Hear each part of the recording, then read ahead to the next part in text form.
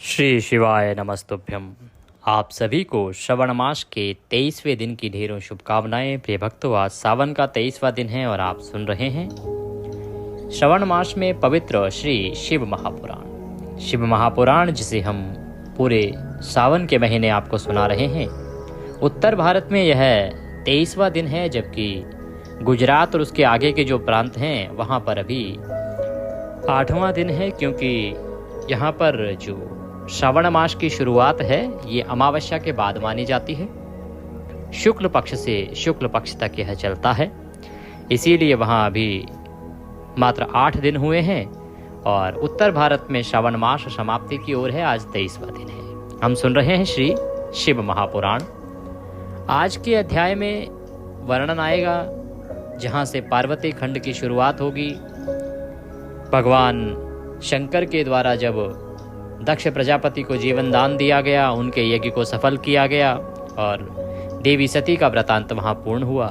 अब किस प्रकार से माँ जगदम्बा पार्वती के रूप में जन्म लेती हैं, जन्म से पहले की जो लीलाएं हैं ना, उनके जो माता पिता होंगे उनका स्वयंवर कैसे होगा, कब होगा, उनका विवाह कैसे होगा, क्या वो हालात बनेंगे जिसमें मातेश्वरी पुनः हिमवान के यहाँ, हिमालय के यहाँ पर जन्म लेने वाली हैं पार्वती के रूप में, कैसे उनका नामकरण होगा, कौन देवता होंगे जो आके उनको सूचित करेंगे कि क्या करना है क्या नहीं करना है। ये सारा वृतांत आज के इस अध्याय में हम आपको सुनाएंगे। बहुत ही महत्वपूर्ण है, क्योंकि ये तो सब जानते हैं कि भगवान शंकर का विवाह माता पार्वती के साथ हुआ, लेकिन ये कोई नहीं जानता उससे पहले की लीलाएं क्या थी, कैसे माता का जन्म हुआ, किन कारणों से जन्म हुआ और क्या वो अवस्था थी। तो बहुत ही महत्वपूर्ण और ज्ञानवर्धक प्रसंग है। भगवान शंकर कहते हैं कि जो इस प्रसंग को सुनता है उसके सभी संकटों का हरण होता है और उसके जीवन के जो पाप होते हैं उनका नाश हो जाता है, तथा उस प्राणी को मैं पूर्णतः शुद्ध कर देता हूँ। तो आइए आज का अध्याय आरंभ करते हैं। आपसे निवेदन है कि भगवान की कथा का यह वीडियो है तो कृपया वीडियो को एक बार लाइक अवश्य कर दीजिएगा। कमेंट बॉक्स में अवश्य लिखिएगा जय शिव शंकर या ओम नमः शिवाय। श्रवण मास में ये मंत्र जितना लिखा जाएगा उतना कल्याणकारी है। आप देख रहे हैं देवभूमि ज्योतिष संस्थान का प्रतिष्ठित यूट्यूब चैनल देवभूमि धार्मिक। हम यहाँ पर सभी व्रत और त्योहारों की सही शास्त्रीय जानकारी प्रदान करते हैं। ज्योतिष शास्त्र और पंचांग के आधार पर आपको बताते हैं कि कौन सी तिथि कब है, व्रत आदि कैसे करना है, क्या विधि है, क्या नियम है, और सही महात्म्य तथा कथाएं आपको सुनाते हैं। क्योंकि YouTube पर भरमार है ऐसे चैनलों की जो किसी भी महात्म्य को किसी भी कथा से जोड़ देते हैं। ये हमारा चैनल ज्योतिष संस्थान का चैनल है, तो यहाँ पर हम वही महात्म्य सुनाते हैं जो उस मास के लिए लिखा गया होता है पुराणों में, और वही कथा सुनाते हैं जो पुराणों में वर्णित होती है। तो यदि आप सही महात्म्य सुनते रहना चाहते हैं, सही कथाएँ सुनना चाहते हैं, तो चैनल को अभी सब्सक्राइब कर लीजिए और बेल आइकन को प्रेस कर लीजिए। जब आप सब्सक्राइब का बटन दबाएंगे तो वहाँ एक घंटी का निशान भी बना हुआ होता है, उस घंटी के निशान को, बेल के निशान को अवश्य दबाइए, तभी आपको हमारे सारे वीडियो प्राप्त होंगे। अन्यथा आपसे जानकारी छूट जाएगी, वीडियो छूट जाएंगे। जो हमारे पुराने सब्सक्राइबर्स हैं उनसे भी अनुरोध है कि आप कृपया बेल आइकन को अवश्य प्रेस कीजिए। एक घंटी का निशान वहाँ बना हुआ आता है, उसको अवश्य दबाइए, जिससे कि आपको सारे वीडियो हमारे मिल सकें। क्योंकि अभी प्रतिदिन आप हमारे चैनल पर अगर जुड़ेंगे तो देख पाएंगे, सुन पाएंगे चातुर्मास महात्म्य सुबह 6:15 बजे, 7:45 पर हमारा शिव महापुराण आता है और 8:21 पर श्रवण मास महात्म्य आता है। और ये सदा चलता रहता है। श्रवण मास जब समाप्त हो जाएगा तो अगले महीने का महात्म्य आ जाएगा। जब श्री शिव महापुराण पूर्ण हो जाएगा तो आगे हम विष्णु पुराण आपके लिए लेके आ रहे हैं। और चातुर्मास महात्म्य तो आगे 2 नवंबर तक चलना है, जब तक देव नहीं उठ जाते हैं। इसीलिए आपको अवश्य ही चैनल के साथ जुड़ना चाहिए और ये सभी पुण्यदायक वृतांतों को सुनना चाहिए जो पुराणों में लिखित हैं। आइए आज का वृतांत आरंभ करते हैं, कथा आरंभ करते हैं। सर्वप्रथम पूज्य गुरुदेव के चरणों की वंदना करते हैं। गुरुर् ब्रह्मा गुरुर्विष्णु गुरुर्देवो महेश्वरः गुरुर् साक्षात् परब्रह्म तस्मै श्री गुरुवे नमः। बोलिए गुरुदेव महाराज की जय। या देवी सर्वभूतेषु मां सरस्वती रूपेण संस्थिता नमस्तस्यै नमस्तस्यै नमस्तस्यै नमो नमः। बोलिए सरस्वती महारानी की जय। बोलिए प्रथम पूज्य गणेश जी महाराज की जय। बोलिए गौरी शंकर भगवान की जय। बोलिए श्री शिव महापुराण की जय। बोलिए श्रवण मास की जय। आप सभी दर्शकों को, आप सभी श्रोतागण को मेरा नमस्कार। आइए आज का अध्याय आरंभ करते हैं। रुद्र संहिता शिव महापुराण में आज तृतीय खंड आरंभ हो रहा है। यहाँ से माता पार्वती और उनसे संबंधित जो वृतांत हैं भगवान शंकर के, वो आरंभ होंगे। देवी सती का आख्यान कल पूर्ण हुआ। नारद जी ने ब्रह्मदेव से पूछा, ब्रह्मन, पिता के यज्ञ में अपने शरीर का त्याग करके दक्ष कन्या जगदम्बा सती देवी किस प्रकार गिरिराज हिमालय की पुत्री हुई और किस तरह अत्यंत उग्र तपस्या करके उन्हें पुनः शिव को पति रूप में प्राप्त किया, यह मेरा प्रश्न है। आप इस पर भली भांति और विशेष रूप से प्रकाश डालिए। ब्रह्मा जी ने कहा, मुने, हे नारद, तुम पहले पार्वती की माता के जन्म और विवाह तथा अन्य भक्तिवर्धक पावन चरित्र सुनो।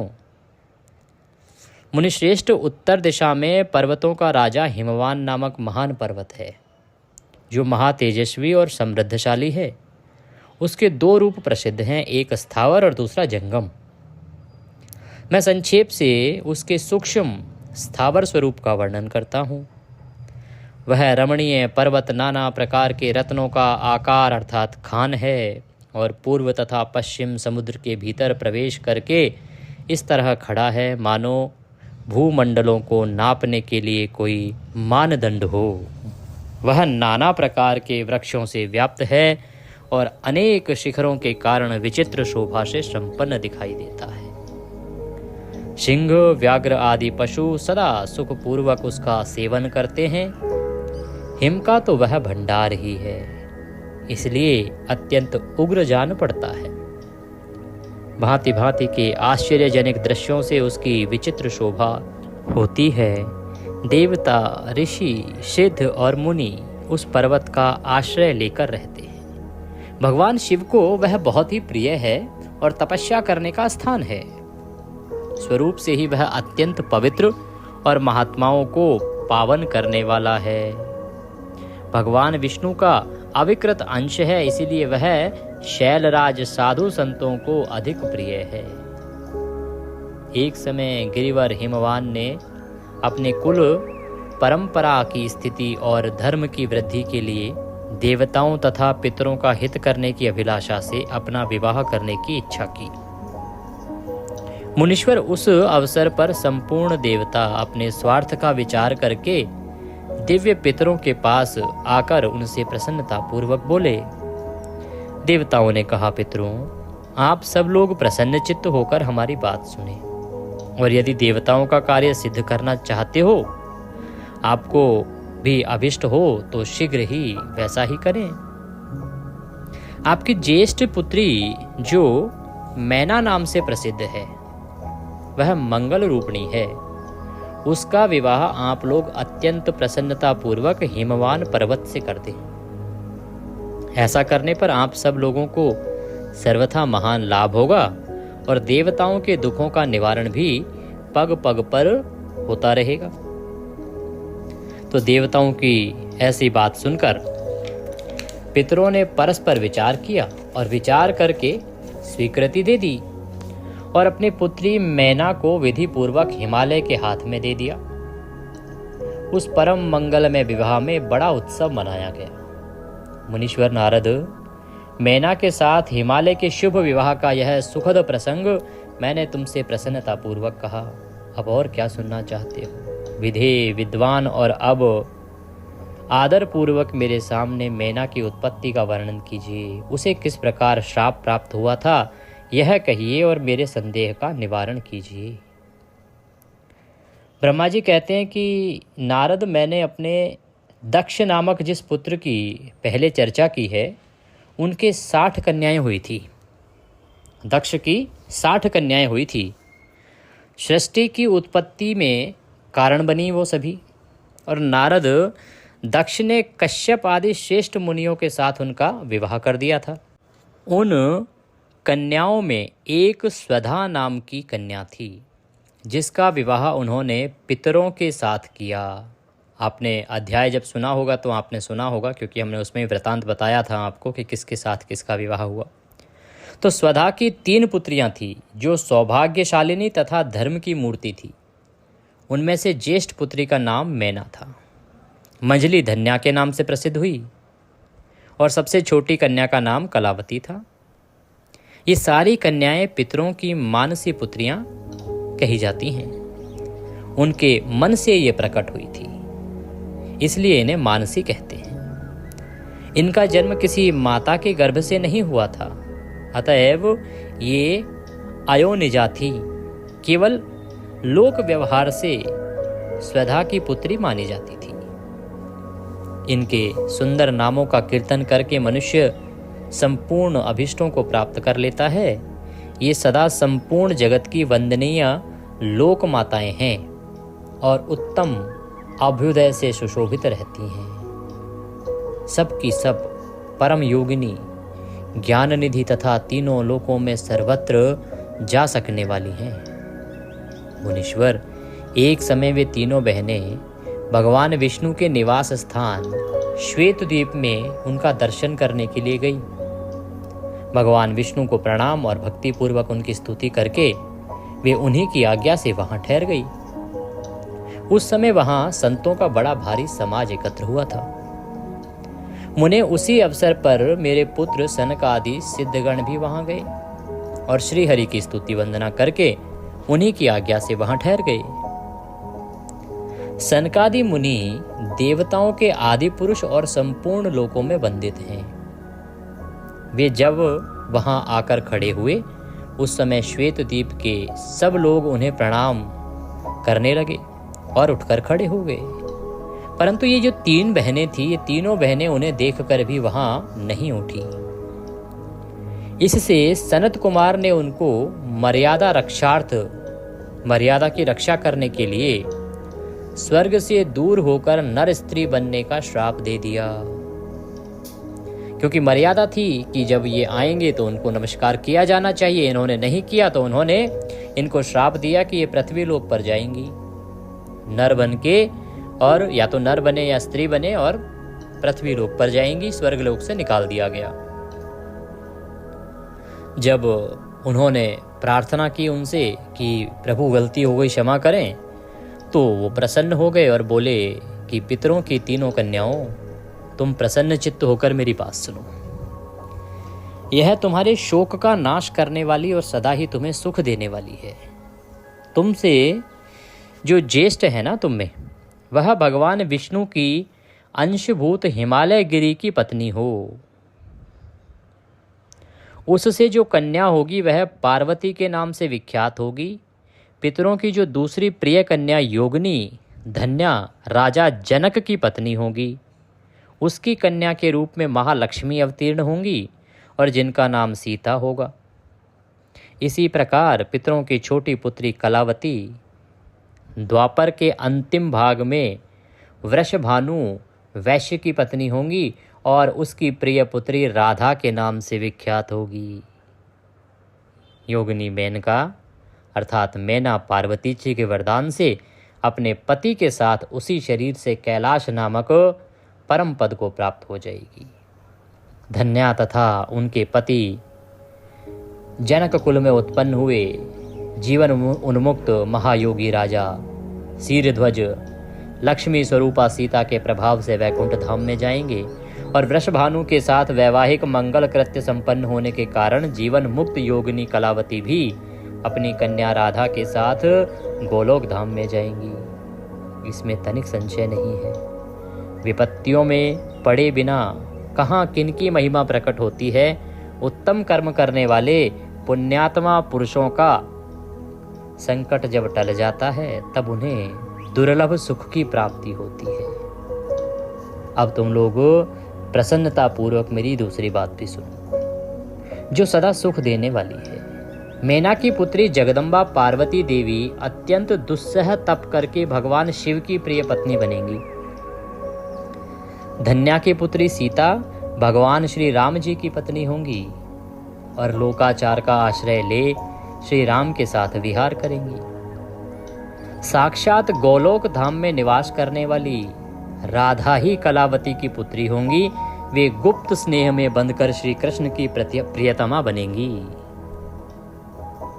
इस प्रकार शाप के व्याज से दुर्लभ वरदान देकर सबके द्वारा प्रशंसित भगवान सनत कुमार मुनि भाइयों सहित वहीं अंतर्ध्यान हो गए। ब्रह्मदेव कहते हैं कि तात पितरों की मानसी पुत्री वे तीनों बहनें इस प्रकार श्राप मुक्त हो गई और सुख पाकर तुरंत ही अपने घर को चली गई। बोली शंकर भगवान की जय। कितना सुंदर वृतांत है प्रिय भक्तों। आप में से बहुत से लोग ये नहीं जानते होंगे कि ये सब पहले से निर्धारित था। जो घटनाएं घटित हैं इतिहास में, जो घटनाएं घटित हैं, जो चरित्र हुए हैं, उनका कोई ना कोई कारण रहा है कि किस प्रकार से माता पार्वती की जो माँ है मैना, उनको पहले ही वरदान प्राप्त हुआ, कैसे उनको श्राप प्राप्त हुआ। राधा रानी जो हुई तो राधा जी की माँ जो हैं उनको किस प्रकार से श्राप के बाद वृषभानु जी को यह आशीर्वाद प्राप्त हुआ। और माता सीता, इनका सीधा जो कनेक्शन है वो राजा दक्ष से ही है। राजा दक्ष से ही है क्योंकि राजा दक्ष के जो 60 कन्याएं हुई थी उन्हीं में से कुछ कन्याएं उन्होंने पितरों को ब्याही थी और उन्हीं से ये आगे की संतति बढ़ी, आगे से इनकी संतानें बढ़ी और उन्हीं की संतानों से आगे यह जीवन चलता रहा। नारद जी कहते हैं कि महामते, आपने मैना के पूर्व जन्म की यह शुभ एवं अद्भुत कथा कही है। उनके विवाह का प्रसंग भी मैंने सुन लिया। अब आगे उत्तम चरित्र का वर्णन कीजिए। ब्रह्मा जी कहते हैं नारद, जब मैना के साथ विवाह करके हिमवान अपने घर को गए तब तीनों लोकों में बड़ा भारी उत्सव मनाया गया। हिमालय भी अत्यंत प्रसन्न हो मैना के साथ अपने सुखदायक सदन में निवास करने लगे। मुने उस समय श्री विष्णु आदि समस्त देवता और महात्मा मुनि गिरिराज के पास गए। उन सब देवताओं को आया देख महान गिरिराज जी ने प्रशंसा पूर्वक उन्हें प्रणाम किया और अपने भाग्य की सराहना करते हुए भक्तिभाव से उन सब का आदर सत्कार किया। हाथ जोड़ मस्तक झुकाकर वे बड़े प्रेम से स्तुति करने को उद्यत हुए और शैलराज के शरीर में महान रोमांच आया। उनके नेत्रों से प्रेम के आंसू बहने लगे। मुने, हिमशैल ने प्रसन्न मन से अत्यंत प्रेम पूर्वक प्रणाम किया और विनीत भाव से खड़े हो श्री विष्णु आदि देवताओं से कहा। हिमाचल बोले, आज मेरा जन्म सफल हो गया, मेरी बड़ी भारी तपस्या सफल हो गई। आज मेरा ज्ञान सफल हुआ और आज मेरी सारी क्रियाएं सफल हो गई। आज मैं धन्य हुआ, मेरी सारी भूमि धन्य हुई, मेरा कुल धन्य हुआ, मेरी स्त्री तथा मेरा सब कुछ धन्य हो गया। इसमें तनिक संशय नहीं है, क्योंकि आप सब महान देवता एक साथ मिलकर एक ही समय यहाँ पधारे हैं। मुझे अपना सेवक समझकर प्रसन्नता पूर्वक उचित कार्य के लिए आज्ञा दीजिए। जब सभी देवता हिमवान के वहां पहुंचे तो वह बड़े प्रसन्न हुए। अहो भाग्य, आप सोचिए किसी के घर सारे देवता स्वयं चल के आ जाएं तो उसकी प्रसन्नता का क्या ठिकाना होगा। तो गिरिराज का यह वचन सुनकर वे सब देवता बड़े प्रसन्न हुए और अपने कार्य की सिद्धि मनाते हुए बोले, महाप्राज्ञ हिमाचल, हमारा हितकारक वचन सुनो। हम सब लोग जिस काम के लिए यहाँ आए हैं उसे प्रसन्नता पूर्वक बता रहे हैं। गिरिराज, पहले जो जगदम्बा उमा दक्ष कन्या सती के रूप में प्रकट हुई थी और रुद्र पत्नी होकर दीर्घ काल तक इस भूतल पर क्रीड़ा करती रही, वे ही अंबिका सती अपने पिता से अनादर पाकर अपनी प्रतिज्ञा का स्मरण करके यज्ञ में शरीर त्याग गई। यज्ञ में शरीर त्याग कर अपने परम धाम को पधार गई। हिमगिरे, वह कथा लोक में विख्यात है और तुम्हें भी विदित होगी। यदि वे सती पुनः तुम्हारे घर में प्रकट हो जाएं, तो देवताओं का महान लाभ हो सकता है। श्री विष्णु आदि देवताओं की यह बात सुनकर गिरिराज हिमालय मन ही मन बहुत प्रसन्न हुए और आदर से झुक गए और बोले, प्रभु ऐसा हो तो बड़े सौभाग्य की बात है। कौन नहीं चाहेगा कि उसके घर में जगदम्बा स्वयं अवतार लें। तदंतर वे देवता उन्हें बड़े आदर से उमा को प्रसन्न करने की विधि बताकर स्वयं सदाशिव पत्नी उमा की शरण में गए। एक सुंदर स्थान में स्थित हो समस्त देवताओं ने जगदम्बा का स्मरण किया और बारंबार प्रणाम करके वे वहाँ श्रद्धापूर्वक उनकी स्तुति करने लगे। सभी देवताओं ने जगदम्बा की स्तुति की। पहले उन्होंने हिमवान को बताया कि कैसे देवी को प्रसन्न किया जा सकता है और तदोपरांत देवी की स्तुति करने लगे कि शिवलोक में निवास करने वाली देवी उमे, जगदम्बे, सदाशिव प्रिय, दुर्गे, महेश्वरी, हम आपको नमस्कार करते हैं। आप पावन, शांत स्वरूप श्री शक्ति और परम पावन पुष्टि हैं।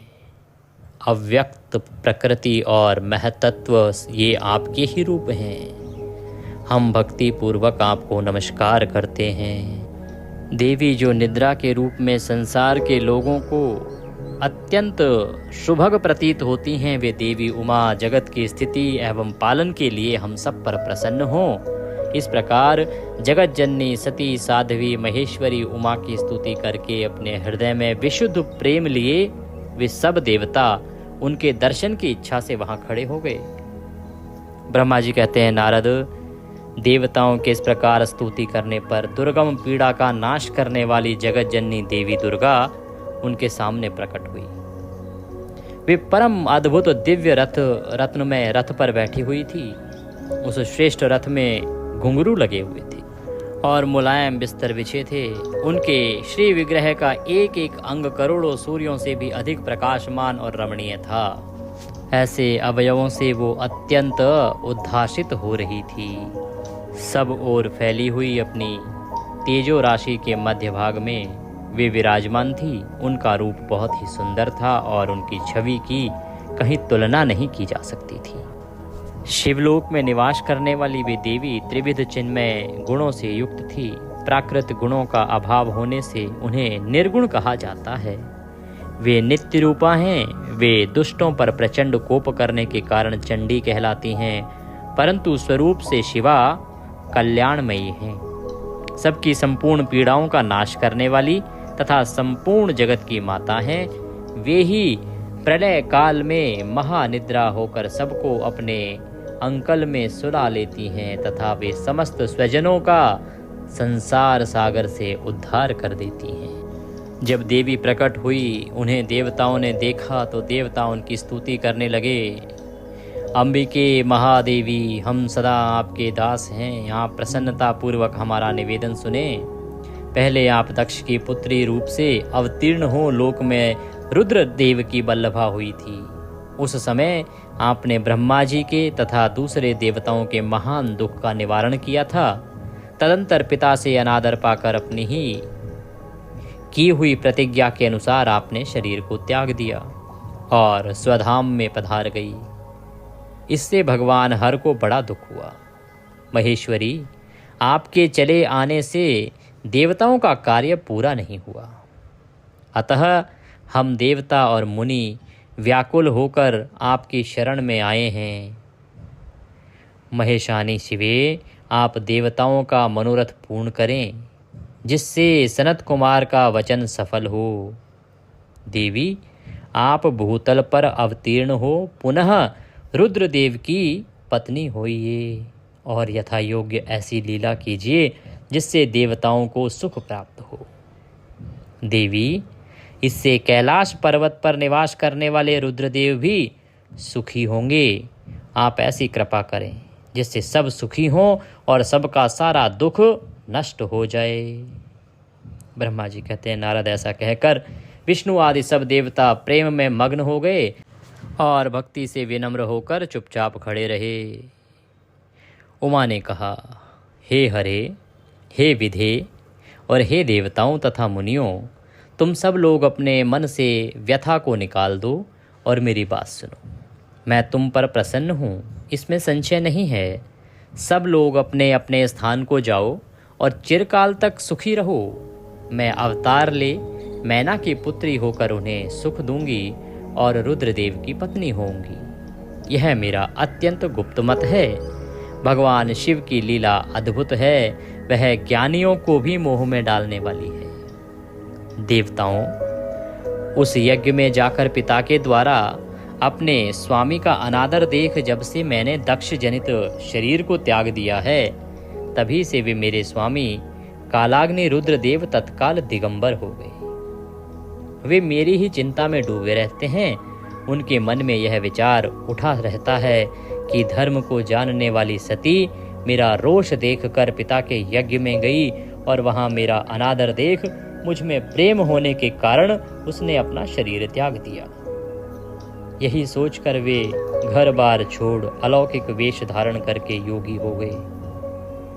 मेरी स्वरूप भूता सती के वियोग को वे महेश्वर सहन ना कर सके। देवताओं, भगवान रुद्र की भी यह अत्यंत इच्छा है कि भूतल पर मैना और हिमाचल के घर में मेरा अवतार हो, क्योंकि वे पुनः मेरा पाणी ग्रहण करने की अधिक अभिलाषा रखते हैं।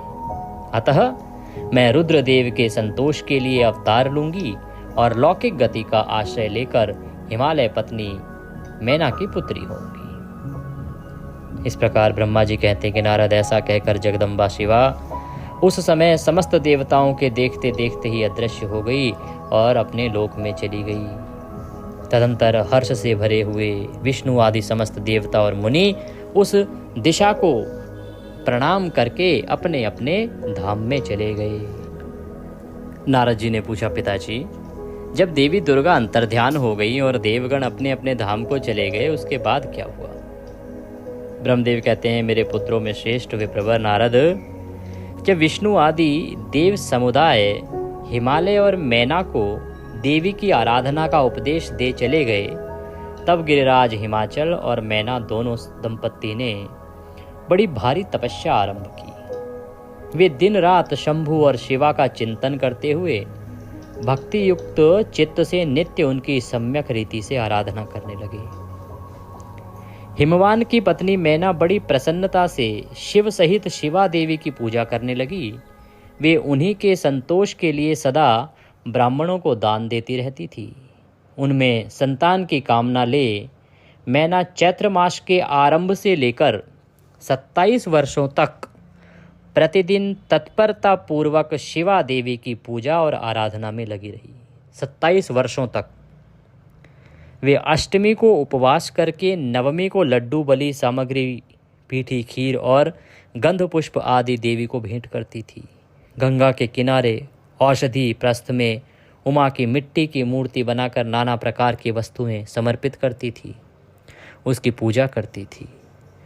मैना देवी कभी निराहार रहती, कभी व्रत के नियमों का पालन करती, कभी जल पीकर रहती और कभी हवा पीकर ही रह जाती थी। विशुद्ध तेज से दमकती हुई दीप्तिमान मैना के प्रेम पूर्वक शिवा में चित्त लगाए 27 वर्ष व्यतीत हो गए। 27 वर्ष पूरे होने पर जगन्मयी शंकर कामनी जगदम्बा उमा अत्यंत प्रसन्न हुई। मैना की उत्तम भक्ति से संतुष्ट हो वे परमेश्वरी देवी उन पर अनुग्रह करने के लिए उनके सामने प्रकट हुई और तेजो मंडल के बीच में विराजमान तथा दिव्य अवयवों से संयुक्त उमा देवी प्रत्यक्ष दर्शन दे मैना से हंसती हुई बोली। देवी ने कहा, गिरिराज हिमालय की रानी महासाध्वी मैना, मैं तुम्हारी तपस्या से बहुत प्रसन्न हूँ। तुम्हारे मन में जो अभिलाषा हो उसे कहो। मैना, तुमने तपस्या व्रत और समाधि के द्वारा जिस जिस वस्तु के लिए प्रार्थना की है वह सब मैं तुम्हें दूंगी। तब मैना ने प्रत्यक्ष प्रकट हुई कालिका देवी को देखकर प्रणाम किया और इस प्रकार कहा। मैना बोली कि इस समय मुझे आपके रूप का प्रत्यक्ष दर्शन हुआ है, अतः मैं आपकी स्तुति करना चाहती हूँ। कालिके, इसके लिए आप प्रसन्न हो। ब्रह्मा जी कहते हैं, नारद, मैना के ऐसा कहने पर सर्वमोहिनी कालिका देवी ने मन में अत्यंत प्रसन्न हो अपनी दोनों बाहों को खींचकर मैना को हृदय से लगा लिया। इससे उन्हें तत्काल महाज्ञान की प्राप्ति हो गई। फिर तो मैना देवी प्रिय वचनों द्वारा भक्ति भाव से अपने सामने खड़ी हुई कालिका की स्तुति करने लगी। जो महामाया जगत को धारण करने वाली चंडिका, लोक धारणी तथा संपूर्ण मनोवांछित पदार्थों को देने वाली है, उन महादेवी को मैं प्रणाम करती हूँ। भांति भांति से उन्होंने देवी की स्तुति की, भांति भांति से मंत्रों द्वारा देवी को प्रसन्न किया, भांति भांति से उन्होंने माँ आदिशक्ति का स्तवन किया। ब्रह्मा जी कहते हैं, नारद मैना के इस प्रकार स्तुति करने पर दुर्गा काली ने पुनः उन मैना देवी से कहा, तुम अपना मनोवांछित वर मांग लो। हिमाचल प्रिय, तुम मुझे प्राणों के समान प्यारी हो, तुम्हारी जो इच्छा हो वह मांगो, उसे मैं निश्चय ही दे दूंगी। तुम्हारे लिए कुछ भी अदेय नहीं है। महेश्वरी उमा का यह अमृत के समान मधुर वचन सुनकर हिमगिरी कामिनी मैना बहुत संतुष्ट हुई और इस प्रकार बोली, शिवे आपकी जय हो, जय हो। उत्कृष्ट ज्ञान वाली महेश्वरी जगदम्बिके, यदि मैं वर पाने के योग्य हूँ तो फिर आपसे श्रेष्ठ वर मांगती हूँ।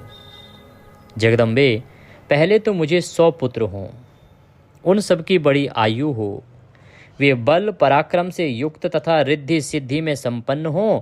उन पुत्रों के पश्चात मेरे एक पुत्री हो जो स्वरूप और गुणों से सुशोभित होने वाली हो, वह दोनों कुलों को आनंद देने वाली तथा तीनों लोकों में पूजित हो। जगदम्बिके शिवे, आप ही देवताओं का कार्य सिद्ध करने के लिए मेरी पुत्री तथा रुद्रदेव की पत्नी होइए और तदनुसार लीला कीजिए। मैना की बात सुनकर प्रसन्न हृदया देवी उमा ने उनके मनोरथ को पूर्ण करने के लिए मुस्कुराकर कहा, पहले तुम्हें 100 बलवान पुत्र प्राप्त होंगे, उनमें भी एक सबसे अधिक बलवान और प्रधान होगा जो सबसे पहले उत्पन्न होगा। तुम्हारी भक्ति से संतुष्ट हो मैं स्वयं तुम्हारे यहाँ पुत्री के रूप में अवतीर्ण होंगी और समस्त देवताओं से सेवित हो उनका कार्य सिद्ध करूंगी। ऐसा कहकर जगदम्बा परमेश्वरी कालिका शिवा मेनका के देखते देखते वहीं अदृश्य हो गई। तात महेश्वरी से अभिष्ट वर पाकर मैना को भी अपार हर्ष हुआ। उनका तपस्या जनित सारा क्लेश नष्ट हो गया।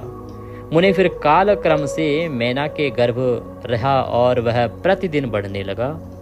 समय अनुसार एक उत्तम पुत्र को उत्पन्न किया जिसका नाम मैनाक था। उसने समुद्र के साथ उत्तम मैत्री बांधी। वह अद्भुत पर्वत नागवधुओं के उपभोग का स्थल बन गया। उसके समस्त अंग श्रेष्ठ हैं। हिमालय के 100 पुत्रों में वह सबसे श्रेष्ठ है और महान बल पराक्रम से संपन्न है। अपने से या अपने बाद प्रकट हुए समस्त पर्वतों में एकमात्र मैनाक ही पर्वतराज के पद पर प्रतिष्ठित है। केवल मैनाक ही पर्वत है जो पर्वतराज कहलाता है।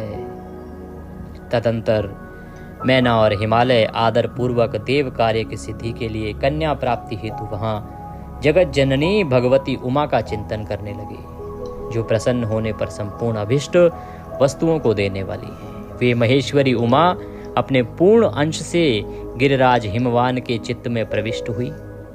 इससे उनके शरीर में अपूर्व एवं सुंदर प्रभा उभर आई। वे आनंद मग्न हो अत्यंत प्रकाशित होने लगे। उस अद्भुत तेजो राशि से संपन्न महामना हिमालय अग्नि के समान अदृश्य हो गए। तत्पश्चात सुंदर कल्याणकारी समय में गिरिराज हिमालय ने अपनी प्रिया मैनाक के उदर में शिवा के उस परिपूर्ण अंश का आधान किया। इस तरह गिरिराज की पत्नी मैना ने हिमवान के हृदय में विराजमान करुणानिधान देवी की कृपा से सुखदायक गर्भ धारण किया। संपूर्ण जगत की निवास भूता देवी के गर्भ में आने से गिरिप्रिया मैना सदा तेजो मंडल के बीच में स्थित होकर अधिक शोभा पाने लगी। अपनी प्रिया शुभांगी मैना को देखकर गिरिराज हिमवान बड़ी प्रसन्नता का अनुभव करने लगे। गर्भ में जगदम्बा के आ जाने से वे महान तेज से संपन्न हो गई थी। मुने उस अवसर में विष्णु आदि देवता और मुनियों ने वहां आकर गर्भ में निवास करने वाली शिवा देवी की स्तुति की और तदंतर महेश्वरी की नाना प्रकार से स्तुति करके प्रसन्न चित्त हुए। वे सब देवता अपने अपने धाम को चले गए।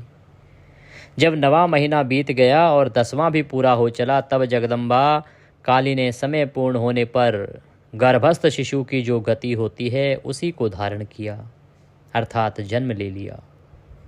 उस अवसर पर आद्य शक्ति साध्वी शिवा पहले मैना के सामने अपने ही रूप में प्रकट हुई।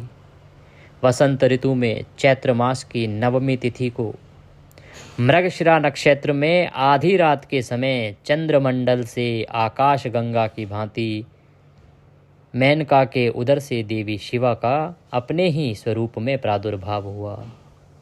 उस समय संपूर्ण संसार में प्रसन्नता छा गई। अनुकूल हवा चलने लगी जो सुंदर, सुगंधित एवं गंभीर थी। उस समय जल की वर्षा के साथ फूलों की वृष्टि हुई। विष्णु आदि सब देवता वहां आए। सबने सुखी होकर प्रसन्नता के साथ जगदम्बा के दर्शन किए और शिवलोक में निवास करने वाली दिव्य रूपा महामाया शिव कामनी मंगलमयी कालिका माता का स्तवन किया। जब देवता लोग स्तुति करके चले गए, तब मेनका उस समय प्रकट हुई।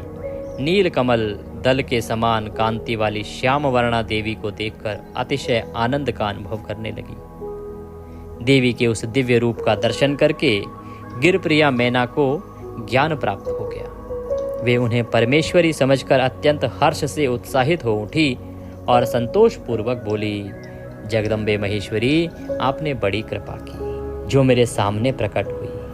अंबिके, आपकी बड़ी शोभा हो रही है। शिवे, आप संपूर्ण शक्तियों में आद्य शक्ति तथा तीनों लोकों की जननी हैं।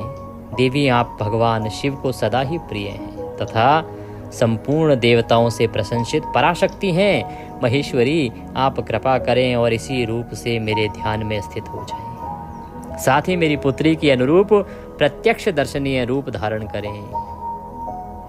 ब्रह्मा जी कहते हैं कि नारद, पर्वत पत्नी मैना की यह बात सुनकर अत्यंत प्रसन्न हुई शिवा देवी ने उस गिरप्रिया को इस प्रकार उत्तर दिया। देवी बोली, मैना, तुमने पहले तत्परता पूर्वक मेरी बड़ी सेवा की थी। उस समय तुम्हारी भक्ति से प्रसन्न हो मैं वर देने के लिए तुम्हारे निकट आई। वर मांगो।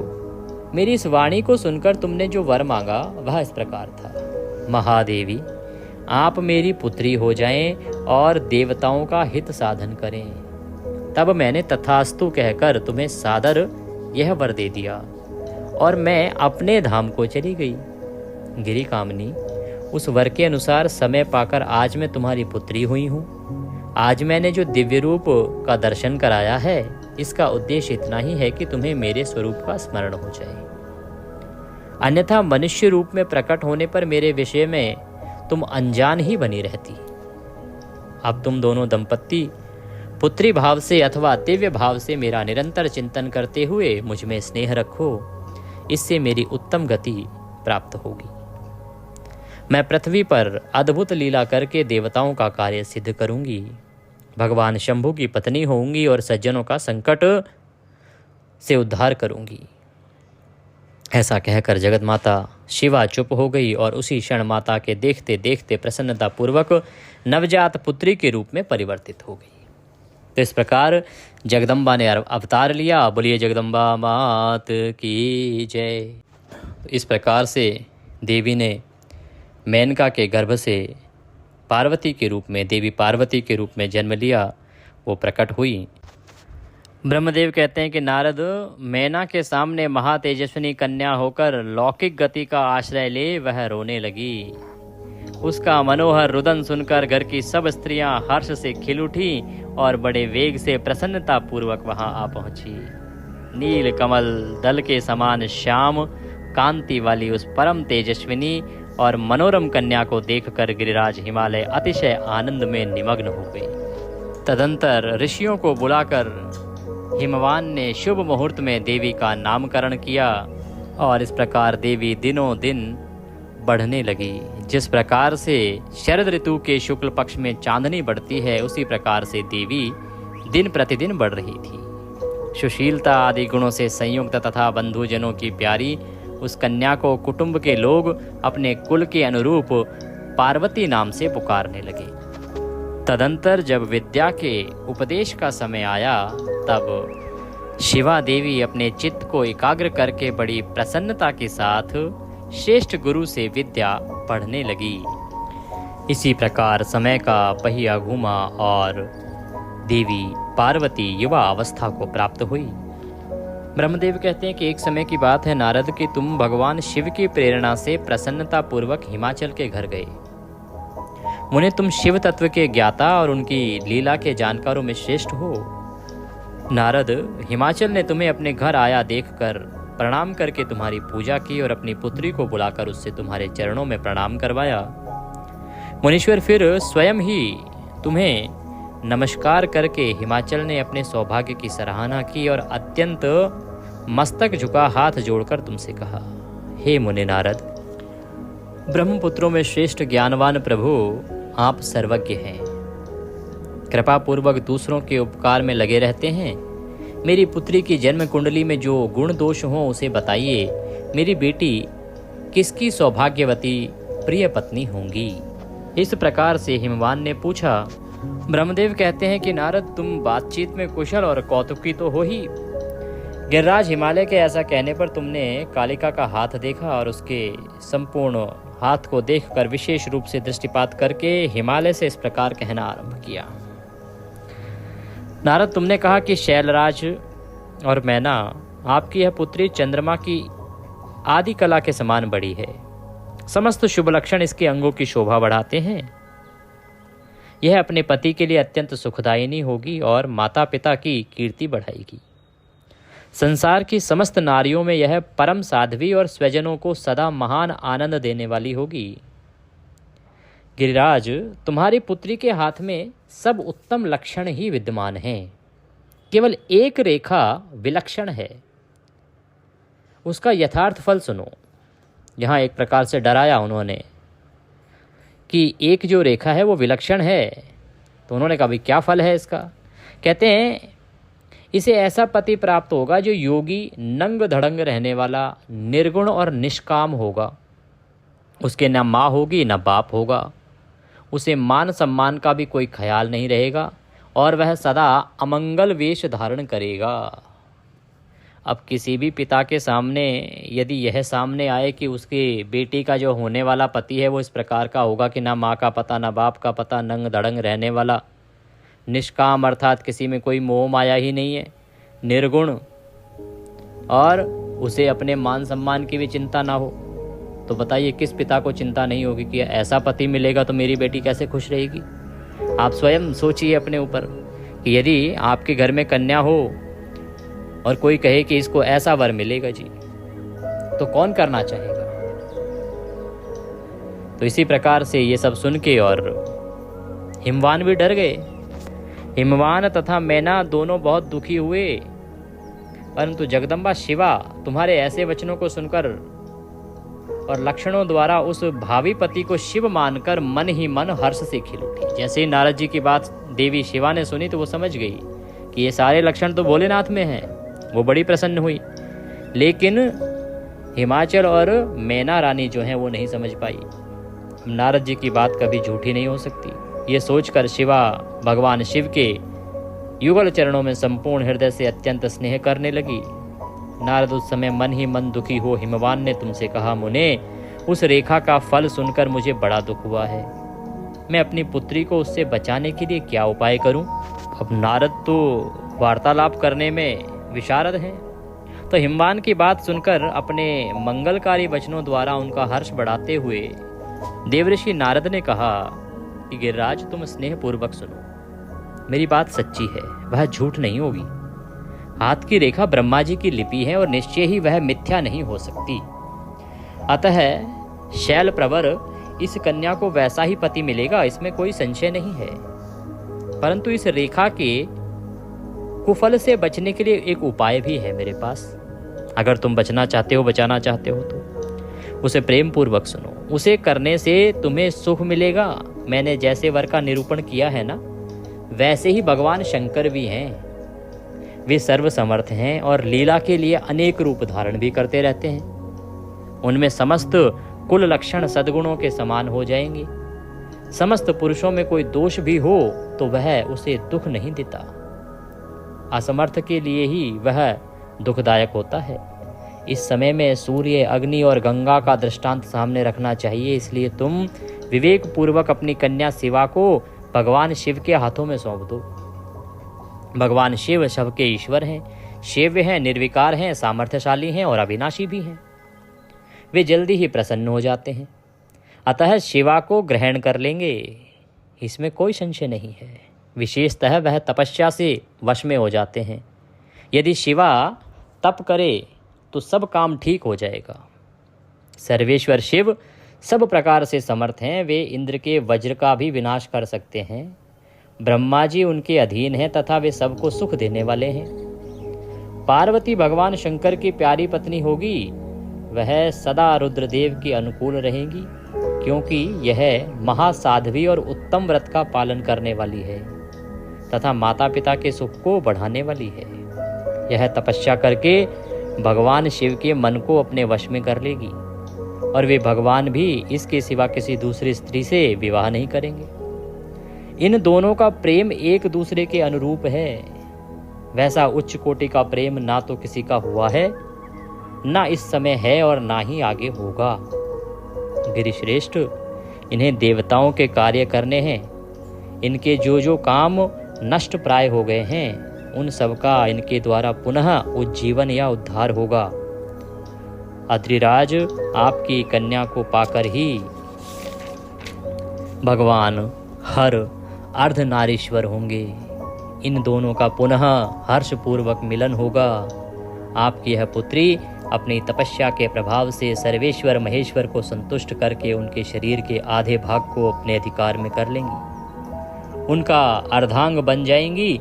गिरिश्रेष्ठ, तुम्हें अपनी यह कन्या भगवान शंकर के सिवा दूसरे किसी को नहीं देनी चाहिए। यह देवताओं का गुप्त रहस्य है, इसे कभी प्रकाशित नहीं करना चाहिए, अर्थात किसी और को नहीं बताना चाहिए। हिमालय बोले, ज्ञानी मुनिराज, मैं आपको एक बात बता रहा हूँ, उसे प्रेम पूर्वक सुनो और आनंद अनुभव करो। सुना जाता है महादेव जी सब प्रकार की आसक्तियों का त्याग करके अपने मन को संयम में रखते हुए नित्य तपस्या करते हैं। देवताओं की भी दृष्टि में नहीं आते। देवर से ध्यान मार्ग में स्थित हुए वे भगवान शंभु पर ब्रह्म में लगाए हुए अपने मन को कैसे हटाएंगे? ध्यान छोड़कर विवाह करने को कैसे उद्यत होंगे? इस विषय में मुझे महान संदेह है। बोले शंकर भगवान की जय। इसी के साथ आज का यह अध्याय यहाँ पूर्ण होता है। कल आगे का वृतांत होगा कि कैसे गिरिराज हिमालय को नारद जी समझाते हैं और कैसे देवी पार्वती भगवान शंकर की आराधना आरंभ करती हैं और भगवान शंकर का विवाह किस प्रकार से होता है। इसके साथ ही आप अवश्य सुनिएगा चातुर्मास महात्म्य और साथ में श्रवण मास महात्म्य।